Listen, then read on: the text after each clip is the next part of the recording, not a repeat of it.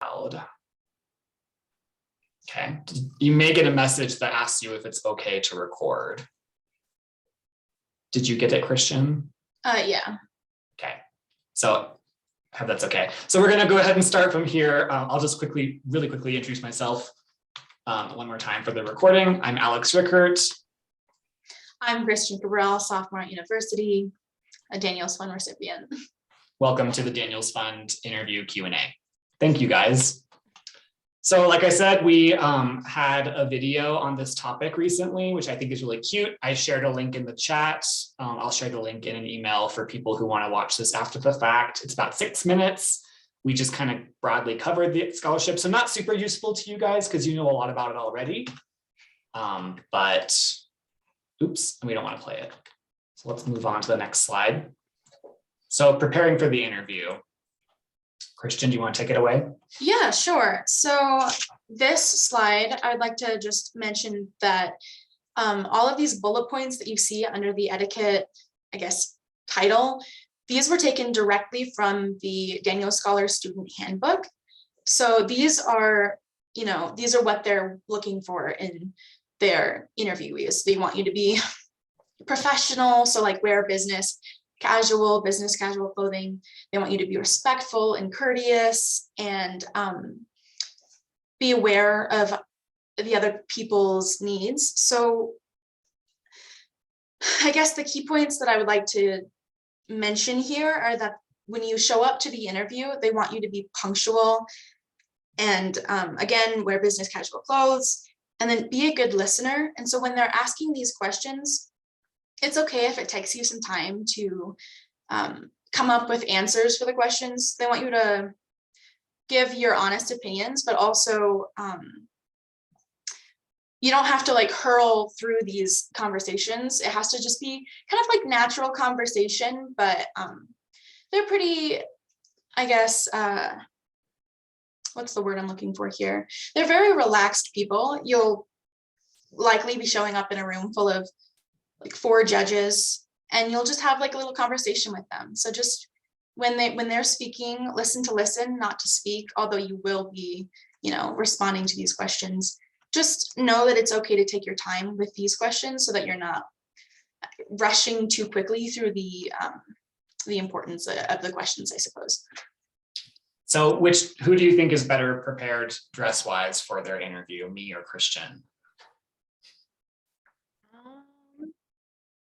Maybe Christian, because she seems. That's right. Of course, we will point out that Christian does have dyed hair, which maybe wouldn't fly as well with the interview panelists. So toning down, of course, we celebrate Christian here in our office, but toning down any of those more edgy styles might be kind of just good for this environment if possible. Of course, we don't expect you to like dye your hair or anything, but yes, wearing a jacket, presenting yourself as best as you can professionally. And it's also good if you're feeling a little bit stumped by a question to ask them to repeat the question and to repeat part of the question back to them as you're considering it and its answer. Christian, do you want to introduce? So these are 4 mock questions that we've prepared based on Christian's experiences. So these are a little bit more current, we would say. Yeah, these were the exact questions that I had on my application. And I included these because the interview questions that they'll ask you are going to be very similar to their application questions. So you've already prepared essentially for what they're about to ask you. The main, the main thing to think about here is that they want to know you differently than how you sound on paper. So if the questions are very similar to what you've already answered, you'll just want to make sure that you're still giving them like something new to go off of, some new content, rather than just kind of repeating yourself. Christian, I'm noticing that the 2nd and 4th question are the same. So we can fix that. That's my bad. That's no problem. So do you remember what let's just go through the questions. So the first is, who do you believe is ultimately more responsible for making things better? Individuals, businesses, nonprofits, or government? If you believe they are all equally responsible, what role should each play? So they're probably going to ask you a question sort of based on your stance on social issues, sort of the different actors at play in solving social issues, your view of society in some ways. The next question is your future self. What are your dreams? Here is a really good place to be as specific as possible. You might not necessarily know what you want to do yet. I don't think any of us really ever truly know, but try to put together a cohesive version of yourself that you can give details about, even if that person doesn't end up being you even next year. Just having a clear vision of like, I really want to be a lawyer. I really want to help, for example, I want to be an immigration lawyer. I want to bring, interesting people into my community, something like that. I'm just throwing stuff out, but it's good to be as specific as possible and show that passion. Even like we said, if it's not necessarily something you personally feel 100% confident on. Christian, do you want to introduce the third question? In today's political landscape, there is a good amount of debate about capitalism and socialism and the merits and or drawbacks of each. What are your beliefs regarding these politics? So this is kind of a sensitive subject for a lot of people. Political tensions are very, well, I guess there's high tensions, I suppose is what I'm trying to say. And so these questions, they're kind of difficult to answer. You're not necessarily sure what their beliefs are going to be. But from what I've found in the interview and my personal experience with the Daniels Fund is the people who are interviewing you tend to be more conservative and have more, they have more like old-fashioned type values, so that's just something to keep in mind when you're answering these types of political questions. It's just to make sure that you're being kind of sensitive about if you have differing beliefs than them, just make sure that you kind of, I guess, speak to them. We put this on a different slide, but speak to them kind of as if you would speak to an older grandparent. We say that, yeah. So, and we don't, no one in this room knows each other's political views, and that's totally fine. But yeah, kind of defaulting to what would you feel would be an appropriate opinion or stance to take with a grandparent, or with Bill Daniels himself, right? And we know Bill Daniels was a really successful businessman, very pro-capitalist, very pro-free market, very pro-America. So, you're going to want to try to make sure that your answers align with those values as much as you can. May I add just one thing? This is Rebecca. The interviewers are all going to come from the area that you're from. So are the Bighorn Basin, it's going to be people from the Bighorn Basin.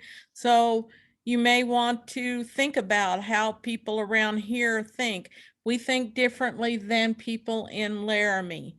So you just remember that when you're interviewing. It's a great point to add. Thank you.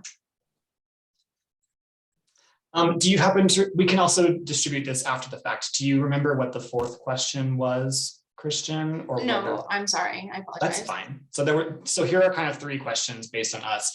Let's just go ahead and pause for a second. Are there any questions so far before we move on to some other questions that we want you guys to think about?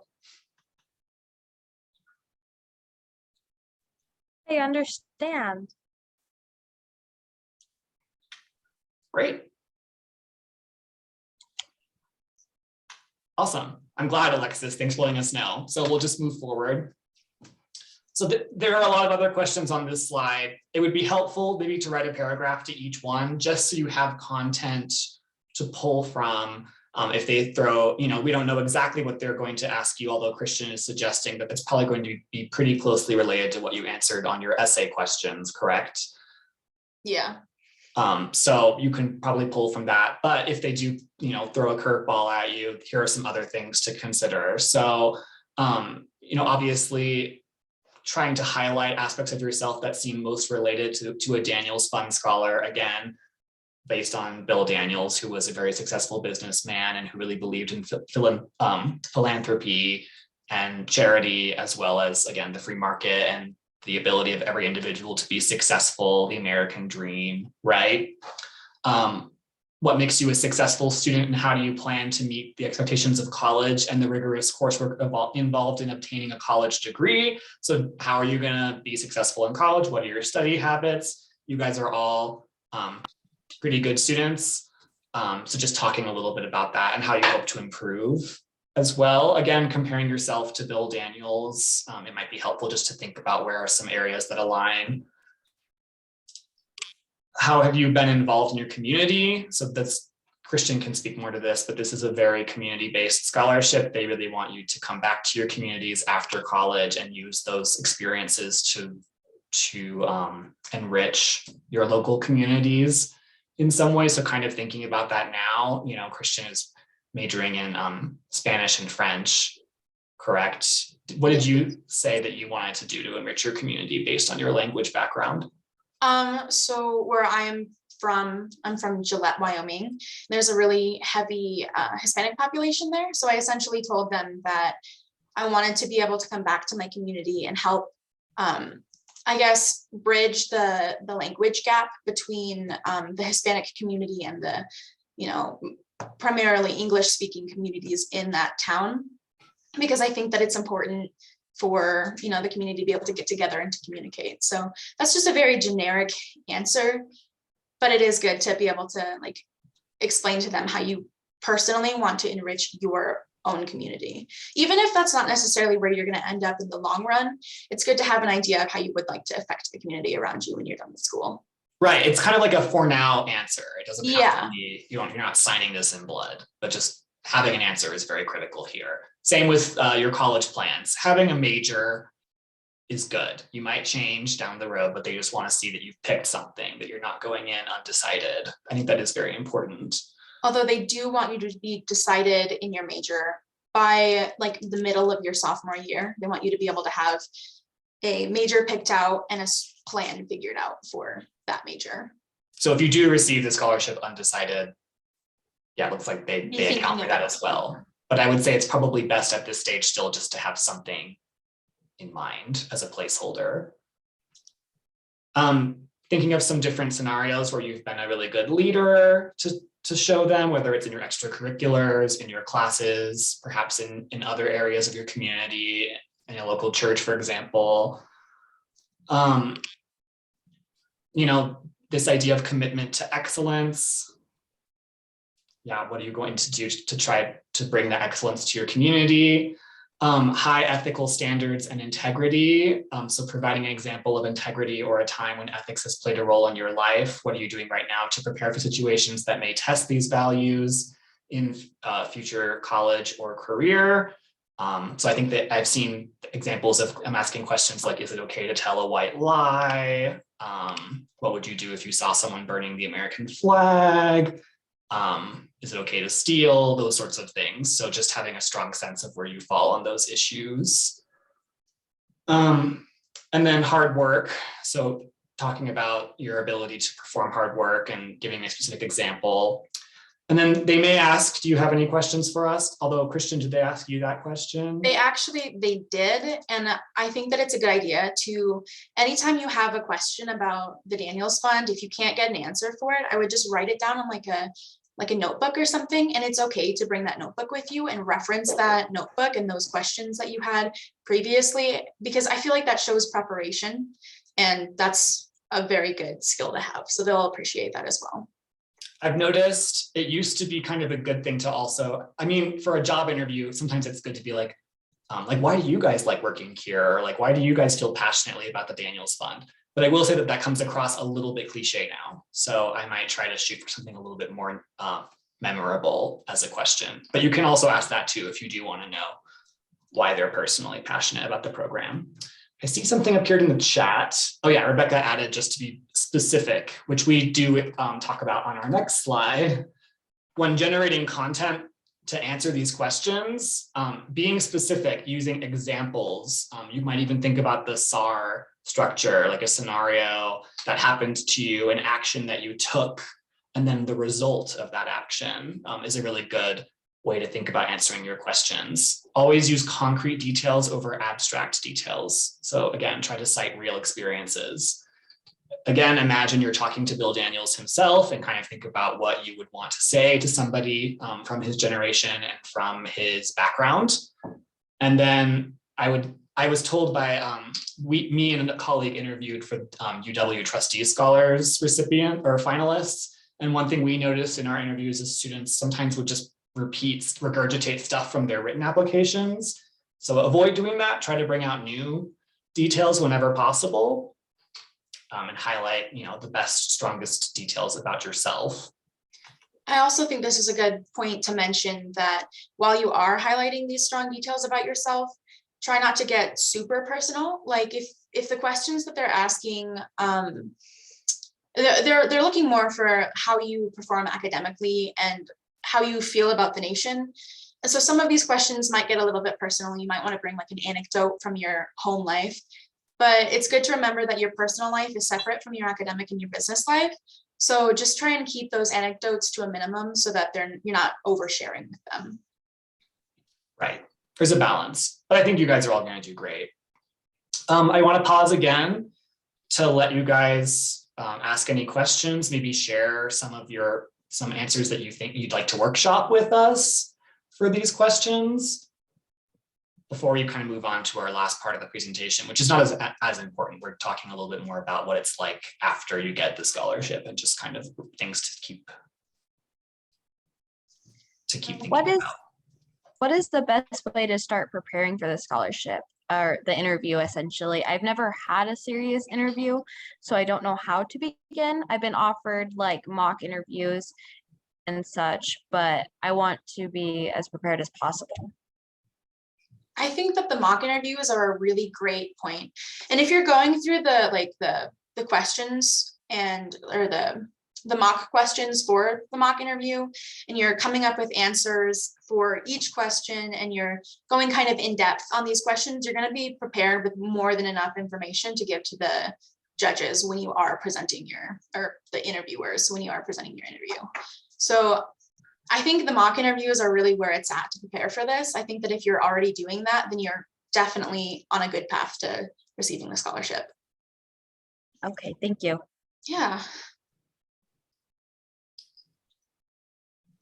I was going to add something to it. How long do you remember the interview being, Christian? It was honestly just a few minutes. It's very casual and it's kind of based on your answers. So if you have well thought out, really long, complicated answers, then it's gonna be longer. It's kind of the time of the interview is very varied. So my interview personally was probably about 15 minutes long, but that's for 4 judges, 4 questions, and yeah, so it's not a very long interview. And you felt it was kind of conversational, like they bounced back on a few of the things you said, and yeah, we asked you for more details. It's a little bit more casual than I think like a job interview would be. So that makes it a little bit less stressful when going into it. So yeah, I think Alexa's just trying to approach it really conversationally. It's a good way to go. Of course, also, make sure that you have something really professional prepared to wear, and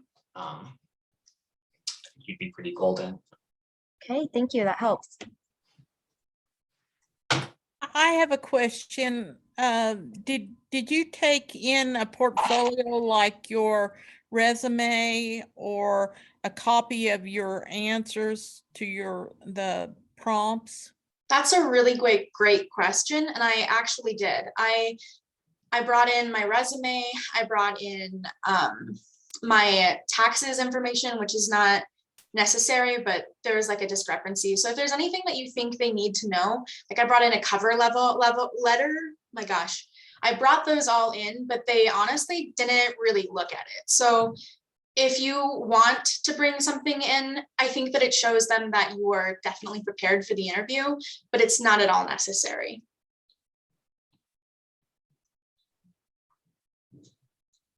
Was the cover letter something that you had already written for your written application, Christian, or did you write a custom cover letter to bring in just in case? I wrote a custom cover letter just in case they wanted a little bit more information. But it was overkill in your case. Yeah, they looked at my folder that I had brought in for them, and they said, well, if you're at the interview, then clearly we've got all the information we need on you. And then they kind of glanced over it and then gave it back. So I don't think that it's important to do, but I do think that if you do decide to bring it in, it's going to leave a good impression. Sounds like definitely bring in a resume, I would say, right? But maybe not necessarily writing a whole cover letter or anything. Yeah.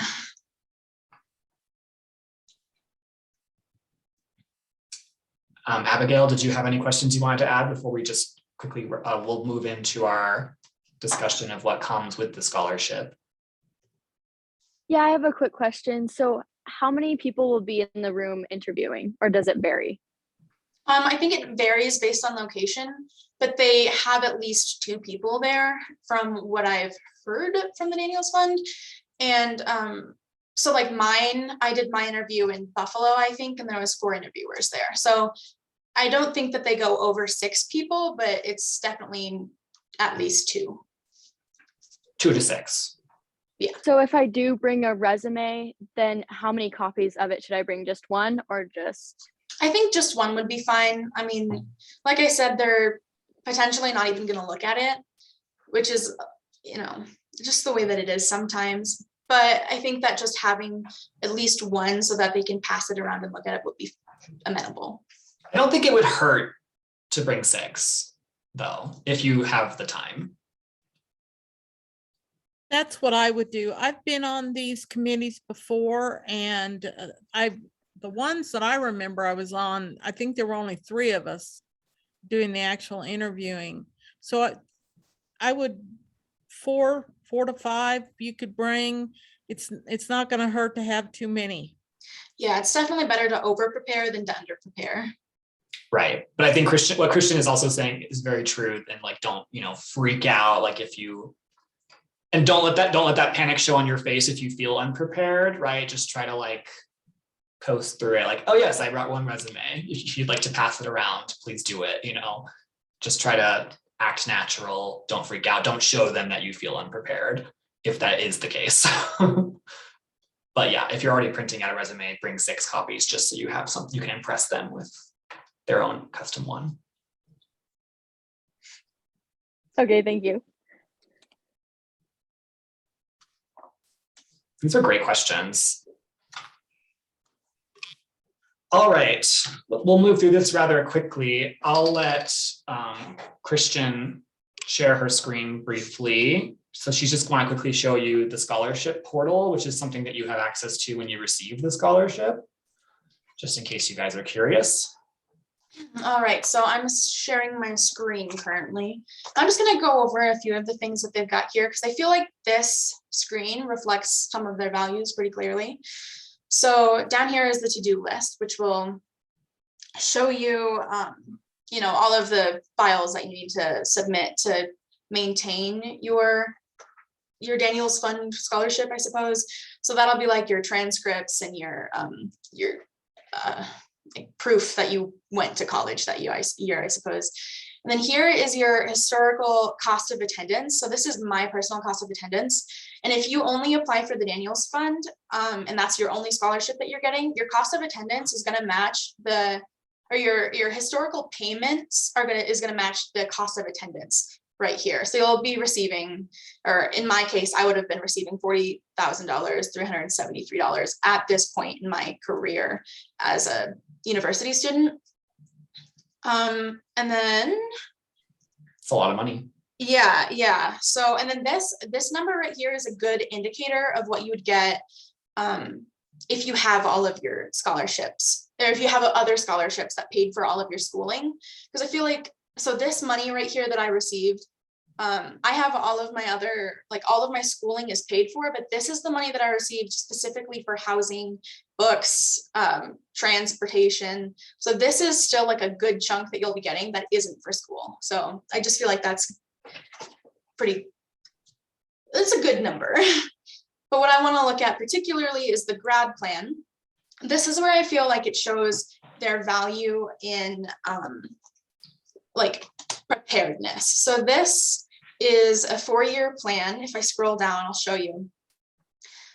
This is all of the classes that I either have taken, and then down here, all of the classes that I plan on taking.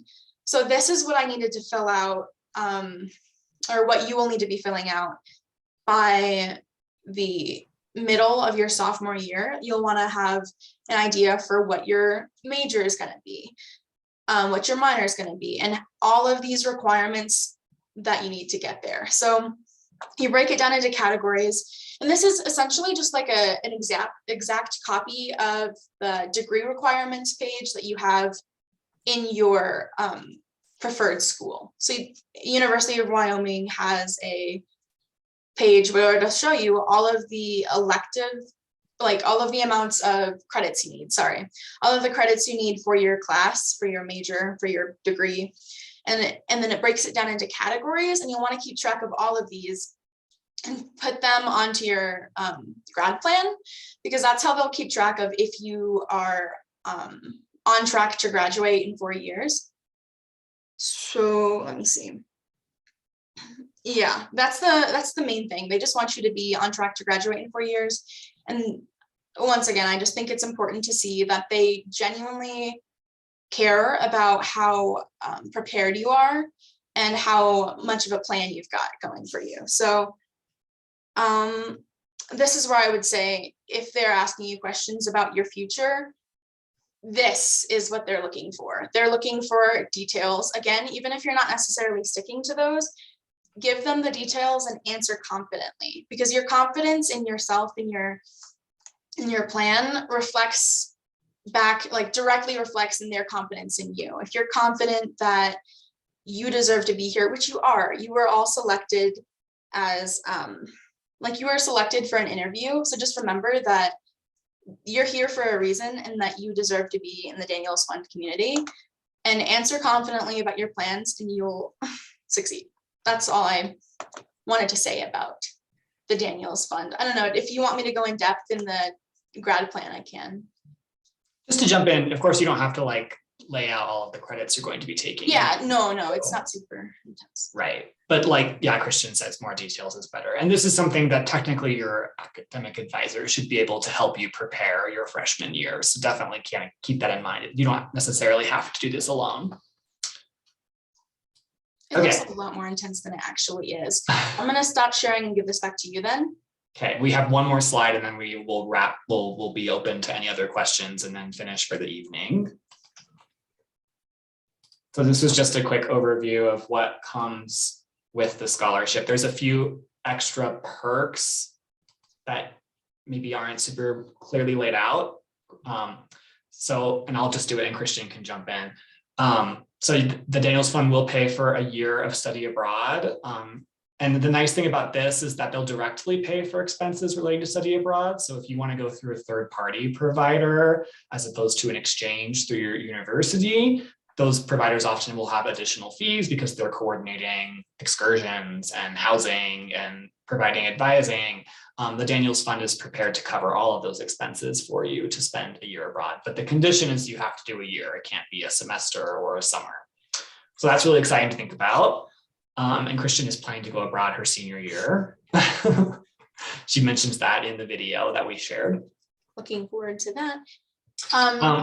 Oh, go ahead. Sorry, I just wanted to say that with the cost of necessities, your housing payment, so the Daniels Fund will award you a certain amount of money each semester for your housing, your food, etc.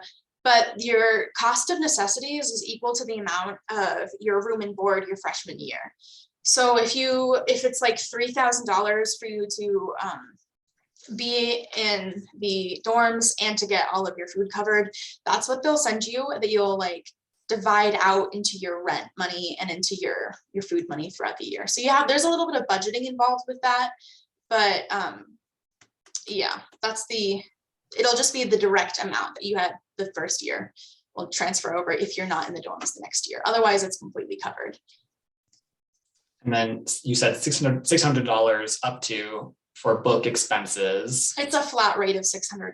Yeah, so they'll just they send you $600 every semester to cover the cost of books. And if you don't spend $600 on books, then you just get to use that money as personal expense money, which is really nice. And insofar as personal expenses, they send you $1,172 a year, I believe, each semester for personal expenses alone. So you get a good chunk of change for the various degrees of what they see that you, or whatever they think you need, just a bunch of different categories. And you probably know this already, all of you guys, since you've applied, but the requirements to maintain the scholarship are actually not that stringent. You need to have a 2.0 GPA, I recall. And then you'll do a check-in kind of once a semester with a representative from the Daniels Fund. But other than that, you're kind of Good to go. apply. As long as you're on track to receive your degree in 4 years, you've met the minimum requirements for maintaining the scholarship. And if you like miss a class and you're not on track anymore, they'll put you on like a probation period, and they can pay for summer classes for you to get back on track. And then the moment you're back on track, you're once again in good standing. So it's not difficult to maintain at all, which is very nice. You have to meet SAP, don't you? It's not just the 2.0. No, the 2.0 is the Daniels Fund's minimum requirement, but you do have to meet the degree requirements for your individual personal degree. So if that answers your question.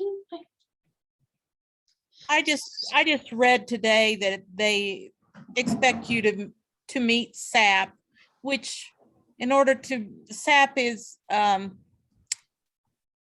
all of a sudden my brain went dead, but Satisfactory academic performance. yes, thank you. Yes.